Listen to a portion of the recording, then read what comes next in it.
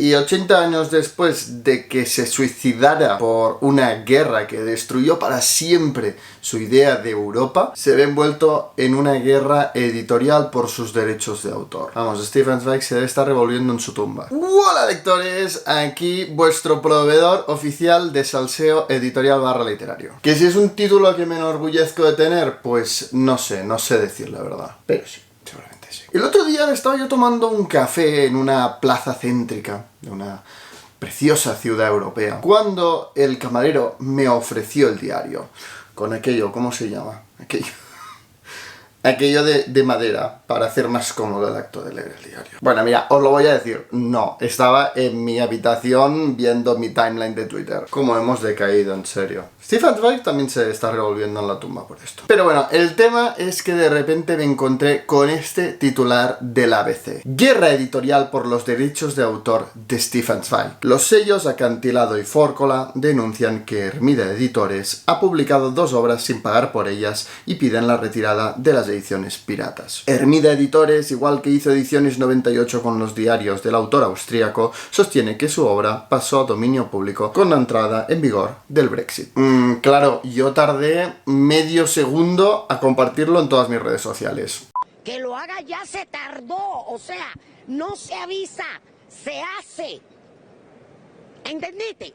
La pura verdad, y ahora sí ya hablando en serio, es que no me gusta. No me gustan estos titulares. Además, ahora que yo soy editor, que estoy dentro de la industria, del sector, me entristece muchísimo que 2 editoriales o más se tengan que gastar dinero en abogados o en procesos judiciales, dinero que ha ganado de lectores que han comprado sus libros, en vez de invertirlos en nuevos libros, en mejores ediciones, en trabajar para que no sean tan precarios los trabajos relacionados con el sector editorial, se lo tengan que gastar en peleas entre las propias editoriales. Yo creo en un sector donde haya una cierta camaradería,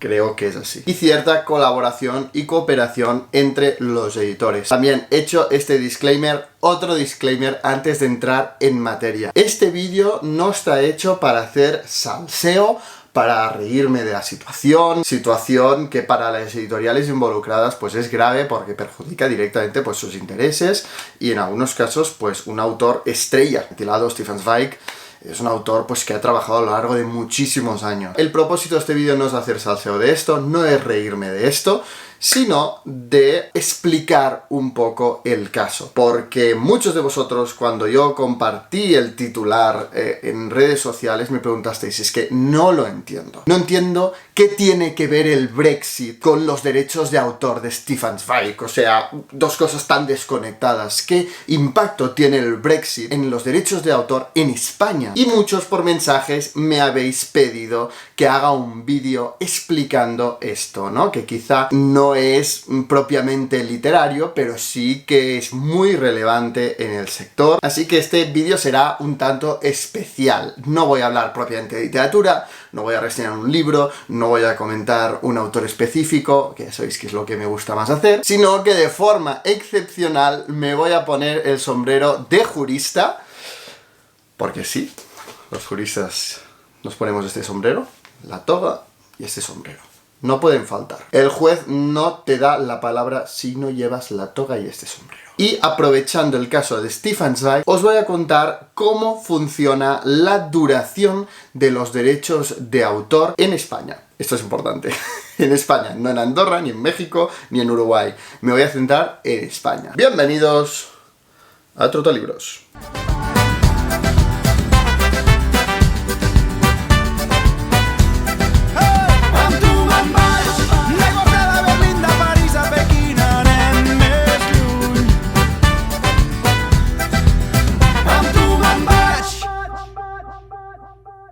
El conflicto estaba servido. Ya hacía tiempo que se olía, especialmente cuando Ediciones 98 publicó el año pasado, creo, los diarios de Stefan Zweig y ya hubo algunas declaraciones por parte sobre todo de Acantilado, ¿no? Que es la editorial que en España ha venido a publicar gran parte de la obra del autor austríaco, desde pues Carta de una desconocida, a 24 horas en la vida de una mujer, a Novela de ajedrez. Estas son dos novelas cortas de Stefan Zweig, bastante conocidas, pero es que aquí tengo yo un arsenal de libros de Acantilado con toda la obra de Stefan Zweig que no me la acabo. ¿Qué pasa? Pues que este año Forcola, otra editorial, compró los derechos para publicar la poesía completa de Stefan Zweig.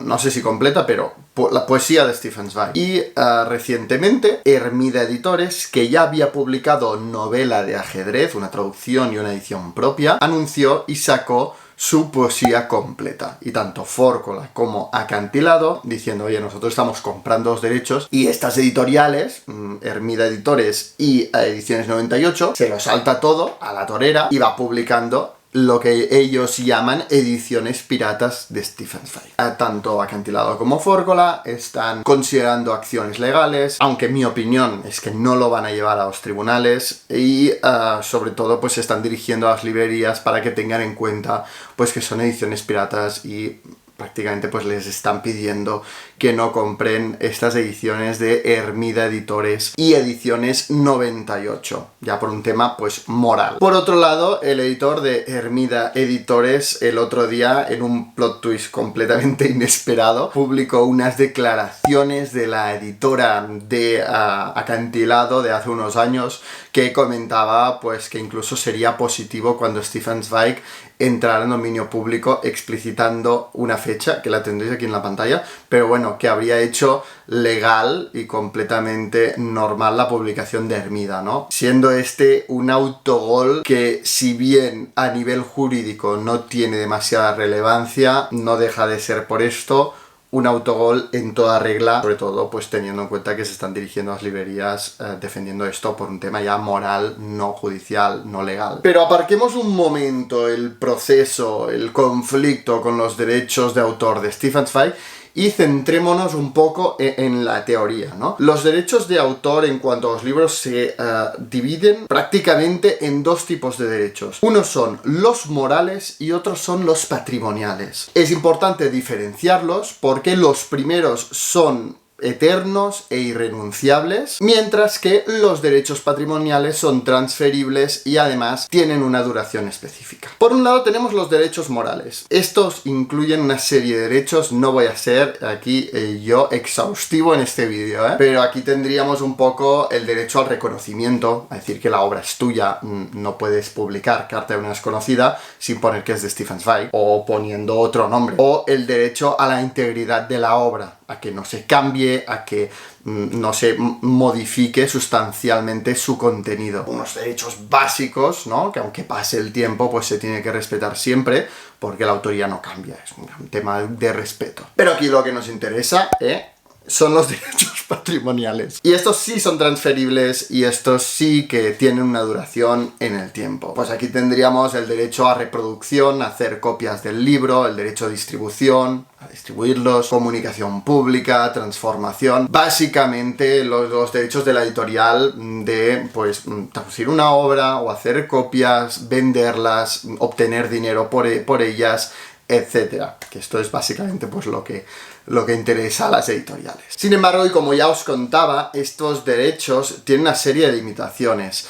La duración no es la única, pero aquí nos vamos a centrar en la duración de estos derechos. Y es que la mayoría de normativas del mundo han llegado a la conclusión que para ser justos con los derechos de autor se tienen que observar dos bienes jurídicos. Por un lado está el que se retribuya al autor por hacer estas obras, porque si no, pues los escritores no pueden vivir de su arte y no van a producir más. Es un poco la misma filosofía que sigue, por ejemplo, la patente, ¿no?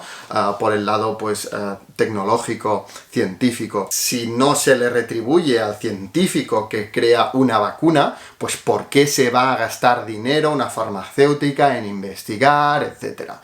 Así que todas las normativas ven necesario que el autor cobre por su trabajo, cobre por sus derechos de autor. Pero por otro lado, también observa el bien público, el hecho que todo el mundo tenga acceso a la cultura. Todas estas normativas consideran que es positivo y es necesario que todo el mundo, independientemente de sus condiciones económicas, tenga acceso a la cultura. Por lo que todas estas normativas intentan conjugar y equilibrar estos dos bienes, estos dos intereses, estos dos propósitos, estos dos objetivos. ¿Y cómo lo hacen? Pues poniendo una duración, un tiempo durante el que el autor tiene el monopolio de sus derechos de autor, y si alguien quiere publicar un libro suyo, pues tiene que llegar a un acuerdo con él y pues cobrar dinero por ello. Pero estas normativas consideran que una vez transcurrido un plazo determinado, es como que la sociedad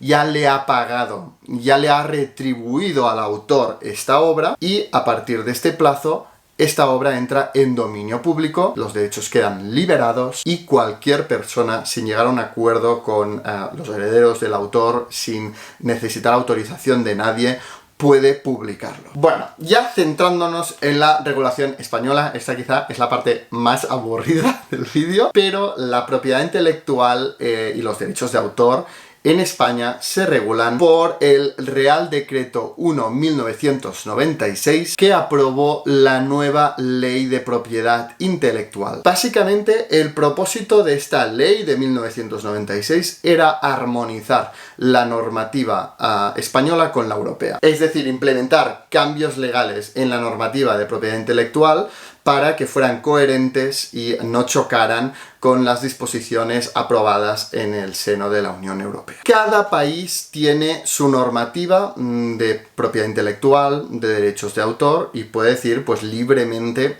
qué plazo considera que deben durar los derechos de autor. Por ejemplo, me parece recordar, quizás estoy diciendo una locura, pero que en México es la vida del autor y una vez muere el autor, 100 años. En España, el artículo 26 de esta ley, que es la vigente, parece no dejar lugar a dudas. Dice: los derechos de autor durarán toda la vida del autor y 70 años más después de su muerte. Un artículo de estos que a mí como jurista me encanta encontrarme. Una frase súper fácil. Y además es la duración típica internacional. Repito, esto se cambió para armonizarlo con la Unión Europea, y en toda la Unión Europea son 70 años después de la muerte del autor. Y un pequeño inciso que parece una tontería, pero que en el caso que nos ocupa es importante. Dice: el plazo empieza a contar a partir del día 1 de enero del año siguiente de su muerte. Es decir, que si el autor la palma el 5 de marzo, no va a entrar en dominio público el 5 de marzo de 70 años después de su muerte, en el aniversario de su muerte, sino el 1 de enero del año siguiente. Pero amigos, como habréis sospechado, no es tan fácil. Nunca hay nada tan fácil como ir al artículo 26 de la Ley de Propiedad Intelectual y decir 70 años, ¡hala! Ya está, hecho. Al legislador le gusta complicar las cosas. Y es que esta ley de 1996 contiene una disposición transitoria, la cuarta concretamente. Dice: los derechos de explotación de las obras creadas por autores fallecidos antes del 7 de diciembre de 1987 tendrán la duración prevista en la ley del 10 de enero de 1879 sobre propiedad intelectual. Es decir, que todos los autores fallecidos antes del 7 de diciembre de 1987 no van a tener la duración prevista en el artículo 26 de la ley vigente, sino en la duración prevista en la ley anterior a esta, a la que todavía no había armonizado con la Unión Europea, y este plazo eran 80 años. Esto, supongo que os habréis dado cuenta, significa que el 1 de enero del año 2068, que todavía queda, van a entrar 10 años de autores al dominio público. Es decir, todos los autores que murieron entre el año 1987 y el año 1997, en un año, ¡pam!, van a entrar en dominio público. ¿Qué pasa? Pues que ahora mismo lo de los 70 años no es efectivo en España. Básicamente porque los autores que han fallecido después de 1987 todavía están muy lejos de cumplir los 70 años de la nueva duración. Por lo que, a efectos generales, en España está rigiendo el plazo de 80 años establecido por la ley anterior. Por ejemplo, Federico García Lorca, que fue asesinado en 1936, por cierto, ahora, en Total Libros Editorial, hemos publicado la trilogía rural que contiene sus obras de teatro más importantes, Bodas de Sangre, Yerma y La Casa de Bernarda Alba. Sí está en dominio público porque han pasado 86 años desde su muerte. Hace más de 6 años que Federico García Lorca no tiene derechos de autor y cualquier editorial puede publicar sus textos o sus textos pueden estar disponibles en línea, etc. Y vosotros me diréis, Víctor Català, seudónimo de Caterina Albert, que publicó su obra maestra Soledad en el año 1905, a principios del siglo anterior, ya estará en dominio público. Pues no, porque la mujer vivió muchos años. Caterina Albert, que nació en el año 1869, murió en el año 1966. Casi vivió 100 años esta mujer. Por lo que solo hace 56 años desde su muerte y por lo tanto sigue protegida por los derechos de autor. Todavía no es de dominio público. Sin embargo, si no era suficientemente complicado con esta disposición transitoria de la ley de propiedad intelectual, aquí entra en juego el Convenio de Berna. El Convenio de Berna es un convenio que básicamente muchos países entran en ese tratado para llegar a acuerdos, actuar exactamente igual y en reciprocidad con los derechos de autor, porque pocas cosas tan internacionales existen como los derechos de autor. Pues bien, España, igual que gran parte de los países del mundo, forman parte del Convenio de Berna. El apartado 8 de su artículo 7, el plazo de protección debe ser el establecido por la ley del país en donde la protección se reclama. Esto es España, digamos. Pero este mismo precepto añade que a menos que la legislación de este país no disponga otra cosa explícitamente, la duración no excederá del plazo fijado en el país de origen de la obra. O sea, aquí básicamente el Convenio de Berna lo que está diciendo es, oye, si tú en tu ley no estableces una cosa explícitamente para los autores extranjeros, la duración va a ser la que den en su país de origen. Es decir, los autores ingleses van a tener en España la duración, los derechos de autor que se regulan en Inglaterra. Los autores de Estados Unidos van a tener en España el plazo de duración que otorgan en Estados Unidos, con el tope de la duración de España. Es decir, nunca podrían ser más de 80 años. Pero si en Inglaterra dicen que tienen 70 años de duración, van a tener en España 70 años de duración. Si, yo qué sé, la legislación de Uruguay dijera que otorgan 50 años de derechos de autor, pues los autores de allí, en España, tendrían 50 años de protección. Si, por ejemplo, México, que dice que tienen 100 años, pues se quedarían en el tope de 80 años que da la legislación española. Claro, siguiendo esto, la disposición transitoria cuarta, la que os decía que establecía el plazo anterior de 80 años, básicamente solo se aplicaría a los autores españoles y a aquellos autores de países que todavía protegen más de 80 años, que es difícil de encontrar, pero por ejemplo México, ¿no? Pero el resto de países no tendrían esta duración en España. Por ejemplo, un autor inglés se basaría en la reciprocidad y tendría la duración que se establece en Inglaterra,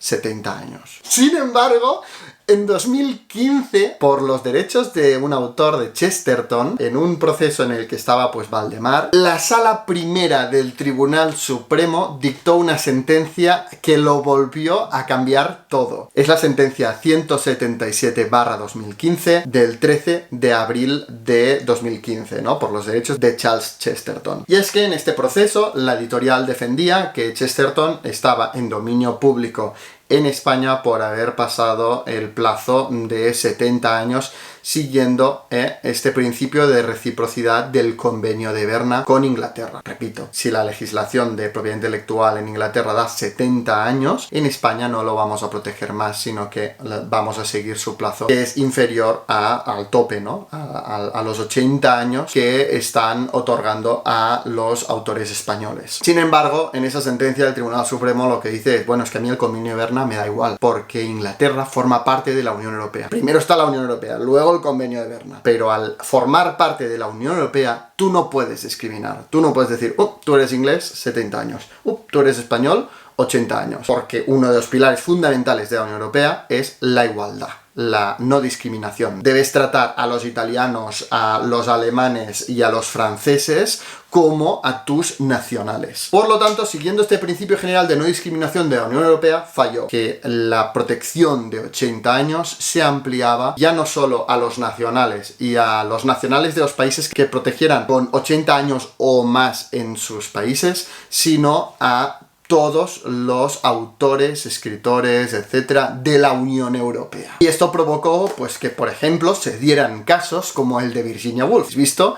Que junto a Marcel Proust, obviamente, pues están saliendo muchas ediciones de Virginia Woolf, etcétera. No es por ningún aniversario, es porque recientemente ha entrado en dominio público en España. Virginia Woolf se suicidó en el año 1941, por lo que el pasado 1 de enero de 2022 entró en dominio público en España. Y se ha dado la rareza, como se da en todos los autores europeos, que Virginia Woolf ya hace 10 años que está en dominio público en toda la Unión Europea, en toda Europa y en el mismo Reino Unido, porque el plazo allí es 70 años. Pero como se amplió esta protección de los 80 años a todos los autores de la Unión Europea, estaba en dominio público en toda Europa y en gran parte del mundo, menos en España, que ha tardado 10 años más en entrar en dominio público, así como Marcel Proust. Bueno, espero no haber sido demasiado pesado con esta parte teórica, porque ahora sí, centrémonos en Stefan Zweig, en el caso que nos ocupa. Stefan Zweig se suicidó en febrero de 1942 en Brasil, absolutamente convencido que los nazis se harían con el poder en Europa y el mundo entero acabaría siendo un lugar gris en el que vivir. Perdió toda esperanza, se suicidó hace justo 80 años. Pero recordemos que si siguiéramos la duración de 80 años, entraría en dominio público el 1 de enero del año que viene, de 2023. ¿Qué pasa? Pues que Stefan Zweig es un caso bastante peculiar. Y es que tras el estallido de la Segunda Guerra Mundial, y siendo él judío, se fue de su país natal, de Austria, y se exilió en Reino Unido, donde consiguió la ciudadanía británica como refugiado. Claro, recientemente ha tenido lugar el Brexit, por el que Reino Unido ha abandonado la Unión Europea. Si Reino Unido abandona la Unión Europea, ya no tiene ese paraguas del principio de no discriminación, y sus autores pasarían de regirse por la legislación de la Unión Europea a el Convenio de Berna. Es decir, a la práctica, en España, dejarían de regirse por el plazo de 80 años y se regirían por estrictamente el principio de reciprocidad, es decir, 70 años. Que el Brexit ha hecho que de repente en España entren 10 años de escritores británicos al dominio público. Por esto es tan relevante el Brexit en el caso de Stefan Zweig, y por esto aquí el tema principal está en saber de dónde es Stefan Zweig. ¿Era austríaco o era británico? Por un lado, Acantilado y Fórcola defienden que era un autor austríaco. Yo personalmente opino igual. Para mí Stefan Zweig es un autor austríaco. Tenga la nacionalidad que tenga, que aquí es determinante la nacionalidad, pero durante gran parte de su vida tuvo la nacionalidad austríaca, nació en Austria, bebió de la cultura de Austria, escribía en alemán sobre temas de Austria, novelas ambientadas en Austria, y luego, debido a una sangrienta y brutal guerra, se vio obligado a exiliarse en Reino Unido y conseguir la ciudadanía de Reino Unido. Y por ser el judío, los alemanes, cuando ocuparon Austria, pues lo expulsaron, ¿no? Pero para mí esto no convierte a Stefan Zweig en un autor británico. Es más, la agencia literaria que gestiona los derechos de Stefan Zweig ha conseguido una carta de la Embajada de Austria en Madrid que asegura que en la oficina del gobierno federal de Viena consta la conservación de la nacionalidad austríaca de Stefan Zweig hasta su muerte. Por esto, solo por la razón de que las circunstancias obligaran a Stefan Zweig a conseguir la ciudadanía inglesa, si no dejó de ser austríaco y era austríaco en el momento de su muerte, es que para mí, aunque no hubiese sido austríaco, aunque los nazis le hubieran sacado la nacionalidad, para mí Stefan Zweig es austríaco. Y no considerarlo así, como ya se ha dicho en algunas declaraciones de las partes implicadas, sería legitimar el nazismo, ¿no? Sería dar validez a lo que hicieron los nazis. Y en ese sentido, aunque para mí sería interesante ver una sentencia, ¿no? Y qué criterios seguirían para determinar de dónde es una persona, para mí no es tan relevante qué nacionalidad tiene en el momento de morir. Creo que es importante ver toda la vida, la cultura, etcétera, para determinar de dónde es una persona. Yo creo que Acantilado y Fórcola tienen toda la razón jurídica. ¿Qué pasa? Pues que estamos hablando que es que en enero entra en dominio público. Por esto digo que creo que no lo van a llevar a tribunales, creo que no van a emprender acciones legales, porque es que quedan meses para que entre en dominio público, aunque se considerara que Stefan Zweig era austríaco y habrá pasado el plazo de 80 años. No les vale la pena. En sus palabras, el daño ya está hecho. Por lo que, en definitiva, y para concluir, en mi opinión, Stefan Zweig es un autor austríaco y va a entrar en dominio público el 1 de enero del año que viene, por lo que no os extrañe que empiecen a salir ediciones de Stefan Zweig de muchísimas editoriales, porque sus obras van a estar en dominio público. Y esto es todo. Espero no haberos aburrido con este vídeo un tanto especial, más jurídico que literario. Si os ha gustado este vídeo, os ha parecido interesante, dejadme un like y sobre todo, no olvidéis suscribiros en el canal para no perderos ningún vídeo. Y leen mucho.